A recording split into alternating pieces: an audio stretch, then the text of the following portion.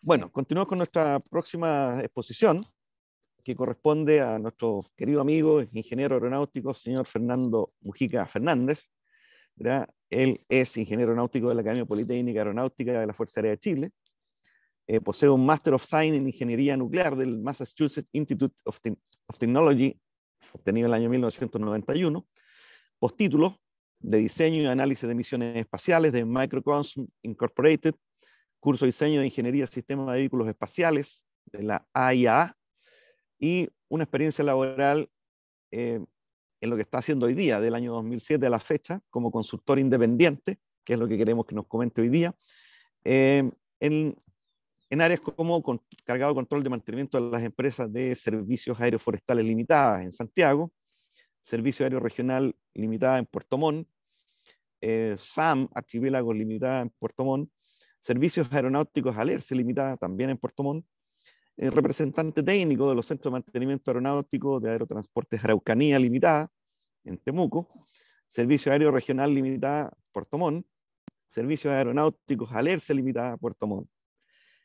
También como asesor ha realizado estudios de radiaciones cósmicas que reciben los pilotos, en este caso de la TAM Airlines, en sus vuelos nacionales e internacionales para el sindicato de pilotos de la misma compañía. Ingeniero aeronáutico, asesor de la empresa Alumnas, Citecna, en la fabricación y experimentación del avión de categoría LSA Pelícano. Es un anfibio construido íntegramente en Chile. Y también ha desarrollado las bases de licitación internacional del proyecto de hábitat espacial para Marte y la Luna en el desierto de Atacama para la Universidad de Antofagasta. Dejo con ustedes a Fernando Mujica con la exposición Las actividades de un ingeniero independiente. Adelante, Fernando, por favor. Muchas gracias, Sergio. Les agradezco la invitación a mostrar esta área del trabajo independiente de algunos ingenieros, que algunos ingenieros aeronáuticos hacemos. Y voy para evitar problemas con la señal, cuando inicie la charla voy a cortar el video para evitar problemas. Voy a compartir la pantalla.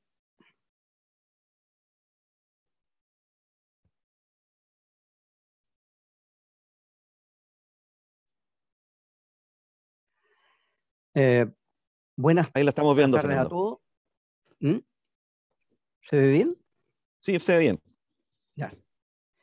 A ver, voy a hablar básicamente de una parte del trabajo del ingeniero aeronáutico en la aviación privada, y básicamente es el tema de los proyectos de reparación mayor de aeronaves.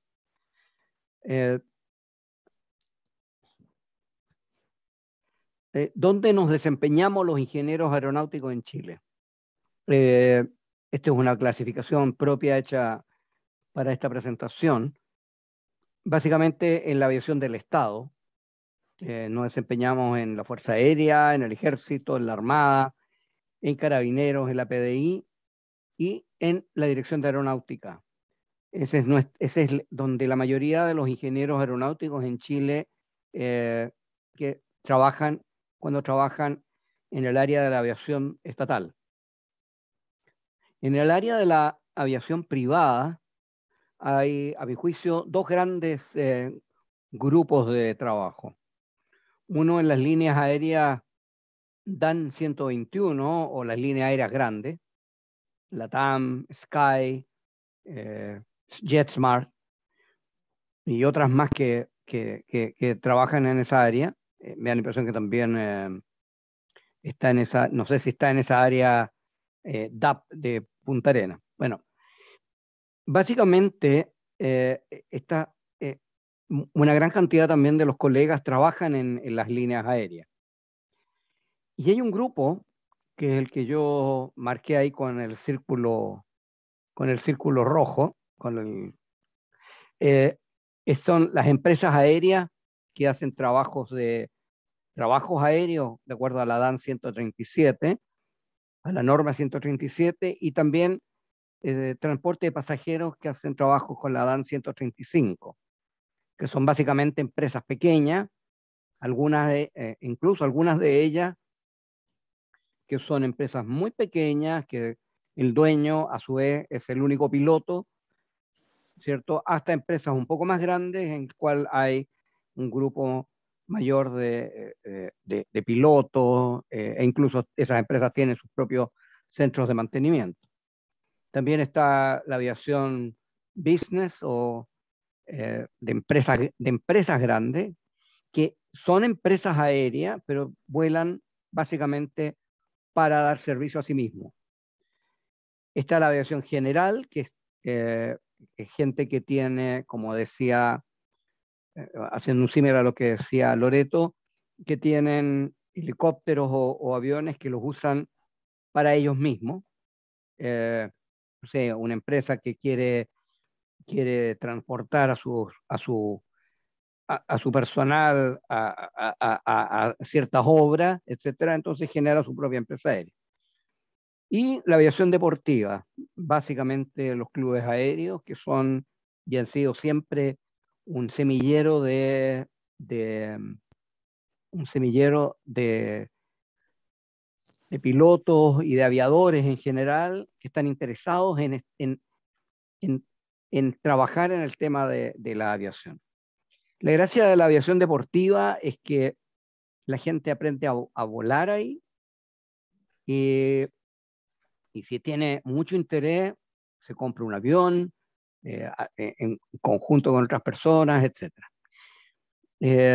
¿Dónde nos desempeñamos básicamente nosotros los ingenieros? En las empresas aéreas, como encargado de control de mantenimiento, que es una tarea que básicamente uno está encargado, vale la redundancia, de controlar el mantenimiento de esas empresas y definir cuál es el mantenimiento de acuerdo al programa que está autorizado por la Dirección de Aeronáutica y solicitarle a los centros de mantenimiento, que son los que realizan el mantenimiento, el trabajo. En el caso de las otras tres tipos de aviación, no existe un encargado de control de mantenimiento, pero muchos de los colegas nos desempeñamos y damos un servicio a usuarios que no tienen una empresa formada para que el mantenimiento lo puedan hacer en buena forma, digamos. En la aviación deportiva, esa actividad normalmente la realiza los directivos de los clubes aéreos que van aprendiendo en el hacer. Ahora, en estas organizaciones, como decía, las tareas más distintivas es encargado de control de mantenimiento de las empresas aéreas, representante técnico de un centro de mantenimiento aeronáutico. En estos dos casos, también el trabajo puede ser realizado por un supervisor de mantenimiento. ¿Bien? Y básicamente es un trabajo bastante de día a día para poder mantener los aviones funcionando y que el centro de mantenimiento a su vez funcione. Ahora, donde sí definitivamente se requiere un ingeniero aeronáutico es para hacer estas otras dos tareas, los proyectos de reparación mayor y los proyectos de alteración mayor. Los proyectos de alteración mayor básicamente son modificaciones, como las define la norma respectiva, que hace que uno pueda instalar equipos o sistemas que no tengan un suplemento del certificado de tipo o STC y que, permiso, y que se requiera instalar algo que no esté en el certificado de tipo. Y básicamente se presenta un proyecto para que la Dirección de Aeronáutica pueda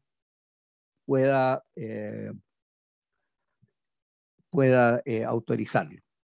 El proyecto de reparación mayor básicamente es un trabajo que es similar al de la alteración, pero básicamente está separado porque es una reparación de una aeronave que ha tenido un daño mayor, un daño bastante grande, y que debe quedar registrado completo en un proyecto específico para que después vuelva a tomar su aeronavegabilidad.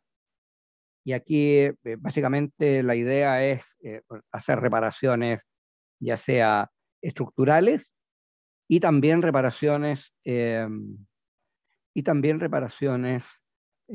motores o de hélices. Voy a presentar un par de situaciones de proyectos de reparación mayor en los que he participado y que básicamente fueron desarrollados aquí en dos centros de mantenimiento aquí en el sur de Chile, uno en Temuco y el otro en Puerto Montt. Y básicamente a mí me interesa un poco mostrar que que existe la competencia técnica tanto de ingeniero como de supervisores y de mecánicos para poder realizarlo. Yo cuando partí trabajando aquí en el sur, junto con un muy buen supervisor que tenía un centro de mantenimiento el extinto Erwin Barría, que muchos de ustedes pueden haber conocido, siempre lo llamaban a él para que tomara un avión que se había accidentado y lo desarmara y lo mandara a Santiago para que lo repararan en Santiago. Y muchas veces nosotros le decíamos al dueño, pero ¿para qué se lo lleva a Santiago? Reparémoslo aquí en el sur. Y esto es un poco lo que voy a mostrar. Los proyectos técnicos de reparación mayor son cuando ocurren accidentes, como dije, o incidentes graves. La decisión de reparar por parte del propietario es principalmente económica, ya que se debe sopesar si se quiere o no invertir en la reparación. En mi experiencia, todos los aviones son reparables, a menos que hayan sufrido un incendio, porque ahí ya los restos que quedan básicamente se han quemado completo. Pero si no hay incendio, es bastante técnicamente fácil, no fácil, perdone la palabra, es bastante simple de llegar a una búsqueda de la reparación.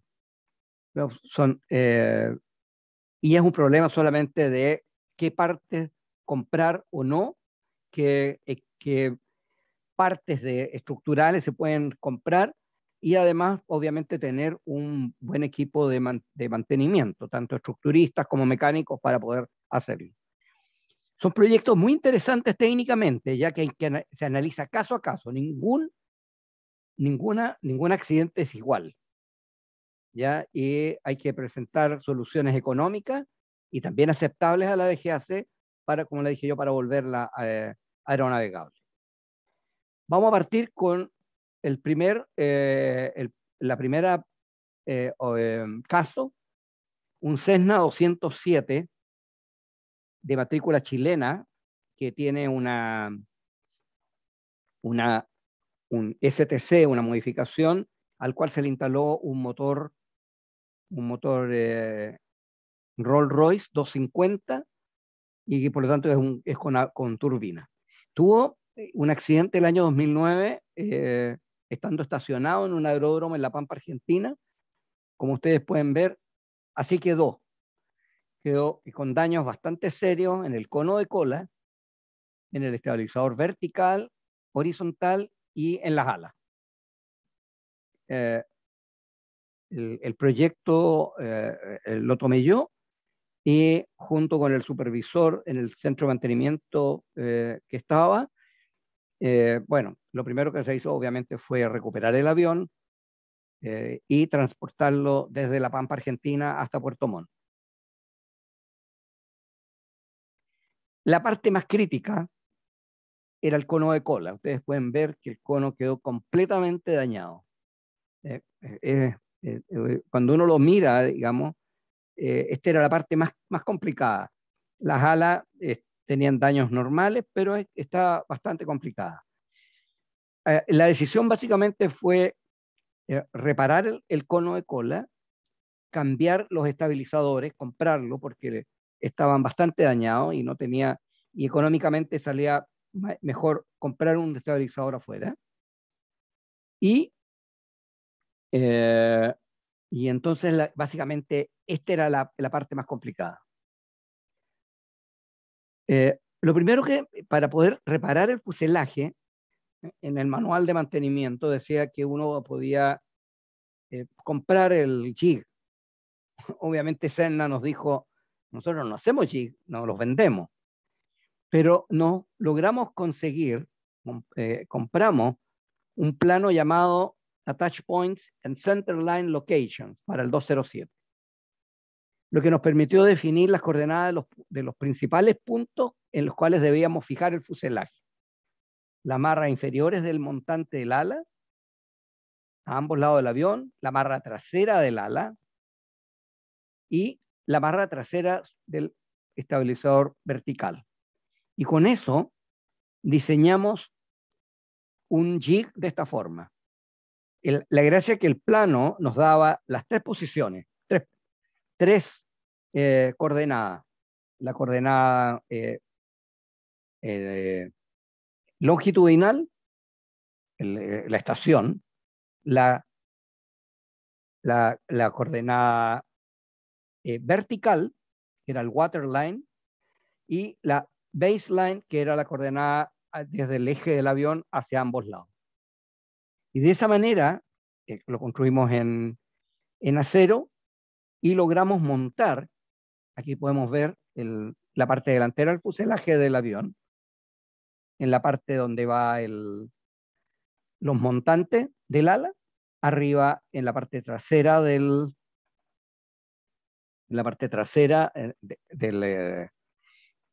en la viga trasera del ala, y estamos viendo que es a ambos lados del ala, y después en la parte, aquí atrás está la parte que quedó en buen estado, donde se amarra el estabilizador vertical.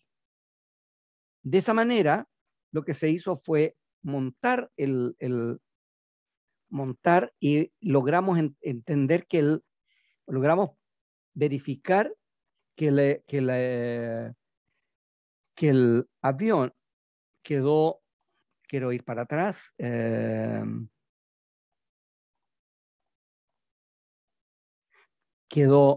se sacó desde aquí, desde la letra C, la primera C, hacia atrás, hasta esta parte, que esta es la parte que quedó en buen estado, y se definió que íbamos a cambiar todo el cono de cola principal. Por lo tanto, lo primero que se hizo fue montar el fuselaje delantero y esta parte trasera. Incluso en los planos, que eran bastante antiguos, había un pequeño detalle, que toda esta parte de atrás existía lo que se llamaba un canted waterline. Era un tipo especial. Y tuvimos que llamar a la fábrica, pero también no había gente que lo supiera. Pero ahí empezamos a buscar qué significaba. Básicamente, en la cola, ellos habían definido un punto de referencia especial a partir de las bisagras de la puerta trasera. Entonces ahí podía uno determinar ese nuevo eje. ¿Qué fue lo que se hizo? Ustedes ven aquí que lo que está pintado es lo antiguo del avión. Se compraron, gracias a Dios, la gente de Cessna vende todas estas piezas, y compramos completamente todas las piezas. Y montamos la fuimos montando de a poco. Se armó primero todo el esqueleto, obviamente manteniendo pues, la gracia que estaba, el jig permitía fijar toda la estructura. Aquí pueden ver ustedes que esta parte trasera, la que está pintada todavía con los colores originales del avión, ¿cómo se llama? Sirvió de base ahí arriba y por lo tanto íbamos montando primero los larguerillos y después los bastidores, las mamparas. Aquí hay otra vista, aquí se ve la parte trasera, aquí está la parte del jig, este de aquí, ¿cómo se llama? De acero negro, y aquí está firmado con 2 pernos, tal como se afirma en los pernos el estabilizador vertical. Y aquí ya se está poniendo la piel del avión. Y aquí trabajando está todo cliqueado a medida que se va armando. Algunas de las planchas fueron compradas hechas, básicamente las que tenían alguna curvatura, que no queríamos darnos el trabajo de hacer una máquina para doblarlas. Salía más barato traerlas con esa curvatura.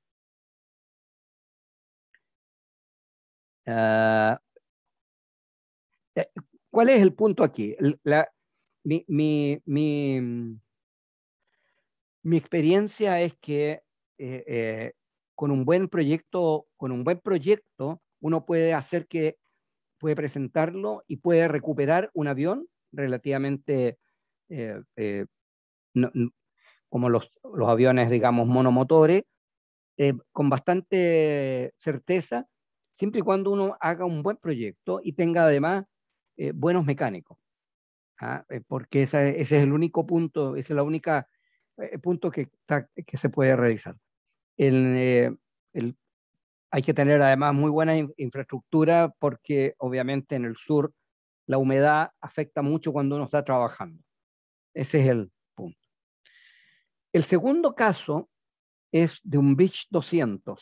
Este avión, a principios del año 2020, antes de que partiera la pandemia, volaba cerca de Chaitén y cuando un pájaro que se supone que era un cóndor golpeó el ala derecha, produciendo gravísimos daños a la altura del wingtip y del borde de ataque del ala. Así quedó, esa fue la primera foto después que aterrizó el avión en Chaitén. Y lamentablemente en Chaitén no hay hangar, por lo tanto, el primer punto fue sacar el avión de ahí. El avión estaba en vuelo, no había habido golpe en las hélices, ni en el tren de aterrizaje, etc.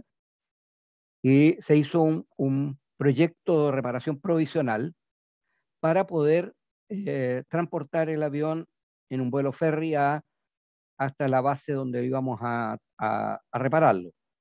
Esa es la primera etapa que uno hace cuando hace un proyecto de reparación, sacar el avión, si es que se puede, en vuelo.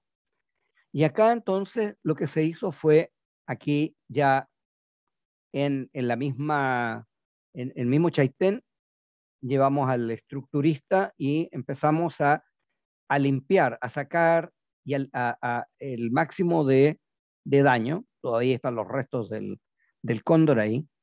Lo bueno que no había de aquí, desde esta mampara que está acá, hacia la punta de ala, no habían bombas o cosas de combustible. O sea, el golpe fue bastante directo en una zona donde no teníamos derrame de combustible. Esto hizo que hiciéramos aquí se ve los daños, aquí trabajando al aire libre nomás, o sea, aquí estamos en pleno verano, pero obviamente con el viento en el sur hace un poco de frío. Y las botas de hielo estaban obviamente dañadas, pero lo que nos interesaba era cubrir esto. Se cubrió con una plancha, digamos, para poder obtener el permiso de vuelo ferry, y llevamos el avión hasta Temuco, hasta el aeropuerto La Araucanía, que está en Freire. De esta manera. Ya en Temuco se definió que nosotros aquí ya se limpió completo, se definió que íbamos a reemplazar la punta de ala completa. La punta de ala está, como está marcado ahí, es todo ese pedazo. Y además había que reemplazar el borde de ataque. Y el borde de ataque es toda una pieza. Dentro de esa pieza va un estanque de combustible, pero es toda esa pieza. Además de reemplazar algunos de estos tubos que, como ya había dicho, por suerte, tubos de combustible, porque por suerte no se quebraron con el golpe del pájaro. Entonces el trabajo básicamente fue cambiar el borde de ataque. El cambio de esos bordes de ataque es bastante complicado, porque trae unas bisagras superior e inferior, y de ahí, aquí hay otra vista que les quiero mostrar de lo que hay que cambiar. Se cambia esta parte de acá y el borde en la punta de ala. Acá se puede ver el borde de ataque, es todo esto, y acá ustedes pueden ver unos alambres. Este es acá también, y esos alambres afirman, se unen, hacen la bisagra. Es el alambre que va dentro de la bisagra, es el pin dentro de la bisagra. Entonces hay que sacar eso y ahí se pone el nuevo borde de ataque. Hasta aquí no había ningún problema, hasta que le dijimos a Vizca que necesitábamos esas dos partes, el borde de ataque derecho, ningún problema, pero la punta de ala derecha, esta completa que está acá, toda esta no la tenía un delay de 90 días. Y entonces lo que nosotros le dijimos al propietario, que por qué no reemplazábamos la punta de ala por un STC que lo dejaba con un winglet. Y era una instalación bastante interesante, un STC muy interesante, que no se había hecho una sola vez en Chile, en Santiago, y empezamos lo aceptó nuestro cliente y empezamos a trabajar en eso. Aquí ya el borde de ataque ya llegó, se instaló, ahí todavía se ven un poco recién instalados el winglet, o sea, el borde de ala, y además una cosa es el borde de ala y otra cosa es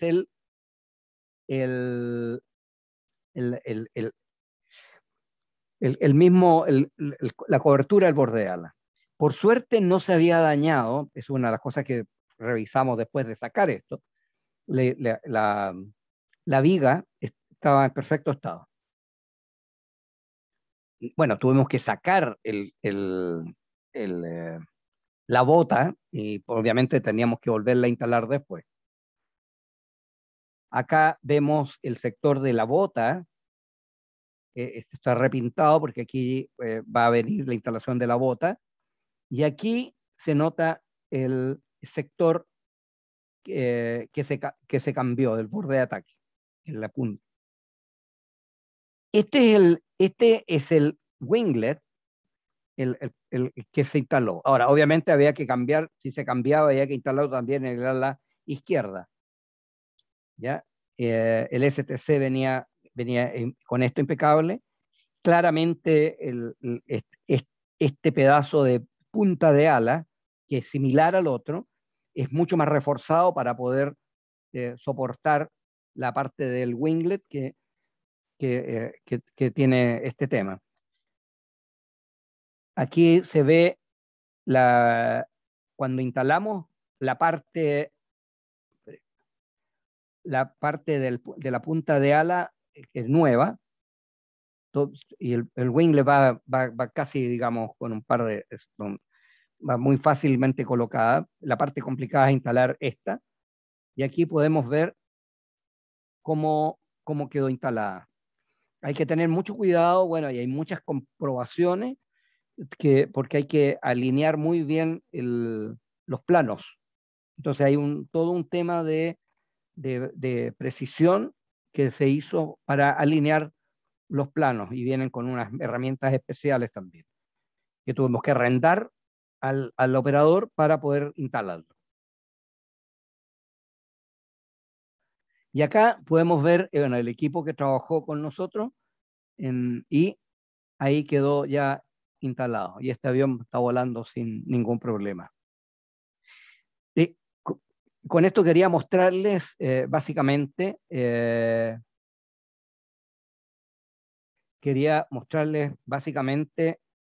cómo estos trabajos también se pueden realizar fuera de Santiago, y creo que a los colegas que trabajan en la aviación más pequeña, llamémosla, se pueden hacer cosas bastante interesantes fuera de Santiago, teniendo la infraestructura, el personal, y si no lo tiene hay que entrenarlo, y obviamente es un trabajo muy reconfortante cuando uno ve que el avión ya vuelve al tema. Muchas gracias.